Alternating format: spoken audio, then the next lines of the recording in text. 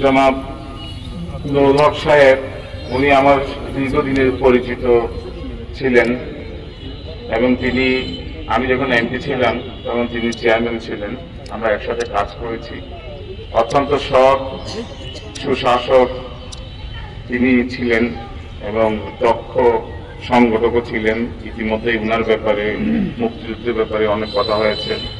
রাষ্ট্রীয় মর্যাদায় তিনি সম্মান পেয়েছেন এবং জাতির শ্রেষ্ঠ সন্তান। আজকের এই চির বিদায়ের দিনে তার জন্য আমরা দোয়া করা ছাড়া তার কিছুই নেই।